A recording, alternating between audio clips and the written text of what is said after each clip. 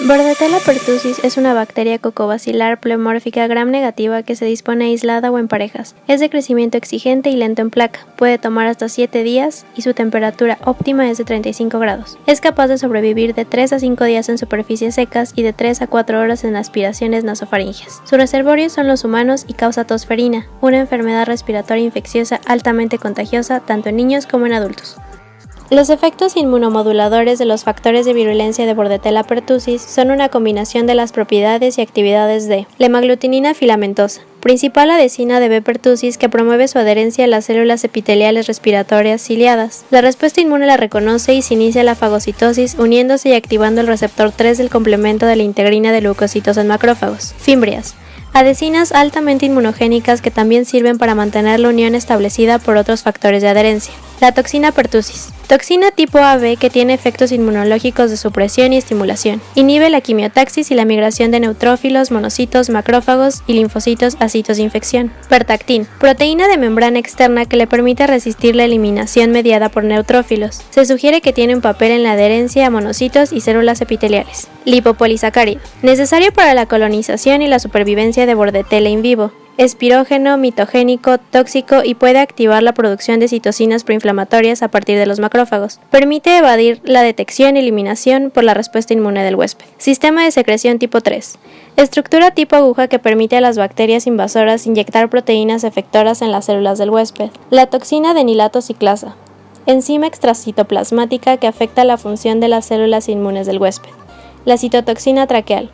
Funciona sinérgicamente con lipoligosacáridos para estimular la producción de citocinas proinflamatorias y óxido nítrico sintasa, lo que resulta en la destrucción y extrusión de células ciliadas de la superficie epitelial. La transmisión de la tosferina se produce de persona a persona a través de la inhalación por el contacto con gotitas aerolizadas generadas al hablar, toser o estornudar. Un mecanismo de transmisión menos frecuente es por el contacto con objetos contaminados. El tiempo de incubación es de 5 a 21 días después de la exposición. B. pertussis se une a los cilios de la tráquea, los bronquios y los bronquiolos. Esto lo logra gracias a la hemaglutinina filamentosa, fimbria, pertactina y lipopolisacárido. Por otro lado, las bacterias son reconocidas y absorbidas por las células del sistema inmune innato como los macrófagos, neutrófilos y las células dendríticas. La citotoxina traqueal paraliza a los cilios. En respuesta a esto se da la acumulación de moco, lo cual propicia fuertes episodios de tos para tratar de liberar el conducto respiratorio. Las células T secretan interleucina 10 en respuesta a FHA, la toxina de nilato ciclasa o el sistema de secreción tipo 3, pero las bacterias suprimen esta respuesta. El óxido nítrico y las citocinas proinflamatorias, interleucina 1 y el factor de necrosis tumoral alfa son inducidos por toxinas bacterianas, especialmente lipopolisacáridos, citotoxina traqueal, ACT y toxina pertussis. ACT cataliza la producción excesiva de AMP cíclico que intoxica a los neutrófilos. Por lo tanto, se disminuye la fagocitosis, la generación de superóxido y la inhibición de la quimiotaxis. El PT previene la migración de linfocitos y macrófagos a áreas de infección y afecta negativamente la fagocitosis y la muerte intracelular. PT también inhibe las proteínas G y esta es la causa de la leucocitosis con linfocitosis. Además, se da el desarrollo de aglutininas, anticuerpos inhibidores de la hemaglutinación y anticuerpos bactericidas, anticuerpos específicos de clase para muchas de las proteínas específicas de B. pertussis. Anatómicamente se observa bronquiolitis necrosante y neumonía, hemorragia intraalveolar y edema fibrinoso. Agregados angiolinfáticos de leucocitos mixtos en los tabiques intralobulillares. Cambios patológicos en el cerebro y el hígado. Hemorragia cerebral macroscópica o microscópica. Atrofia cortical. Además, se ha observado infiltración grasa del hígado en pacientes con encefalopatía pertussis. Fase catarral que dura de 1 a 2 semanas, los signos son fiebre y rinorrea y los síntomas son estornudos y tos. En la fase paroxística que dura de 3 a 6 semanas, la tos se hace más violenta y los signos son vómito y expulsión de mucosidad bronquial gruesa y clara. En el periodo de convalecencia que dura 3 semanas o meses, las manifestaciones clínicas disminuyen de manera gradual. Los métodos de diagnóstico presuntivo suelen ser el crecimiento en placa y las pruebas bioquímicas, mientras que la confirmación del diagnóstico se realiza por inmunofluorescencia con anticuerpos policlonales o monoclonales, aglutinación con antisueros específicos, PCR y secuenciación de genes 16S-RNA. El inmunoblot es una técnica mediante la cual se separan proteínas. En el laboratorio se diseña un anticuerpo específico para la proteína de interés, llamado anticuerpo primario, y por electroforesis en gel de poliacrilamida se separan las proteínas según su peso molecular y después son transferidas electroforéticamente a un papel de nitrocelulosa donde son detectadas detectadas con el anticuerpo primario que reconoce los antígenos que hay en él. Posteriormente se incuba con un anticuerpo secundario que permitirá detectar los anticuerpos que se han unido a las proteínas presentes en la membrana.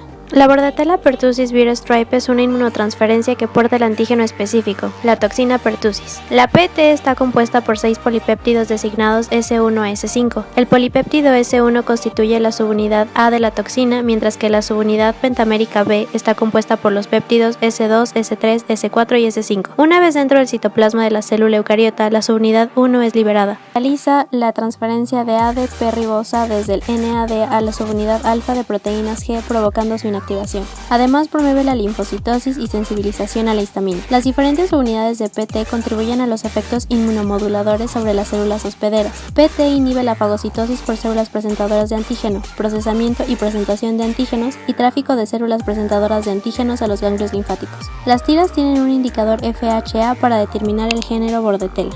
La sección de control de cada tira incluye un control negativo, un control de suero, 3 controles conjugados y un control de corte. La intensidad del control de corte es importante para la interpretación, ya que una banda se considera distintiva si su intensidad es igual o mayor que la intensidad del control de corte. Una banda se considera débil si su intensidad es menor que la intensidad del control de corte. Una banda no se evalúa si apenas es visible o si no está presente.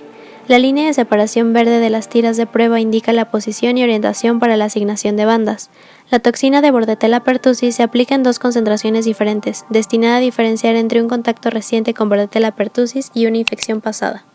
Se realiza una dilución 1:10 del concentrado diluyente buffer de lavado y del concentrado del conjugado.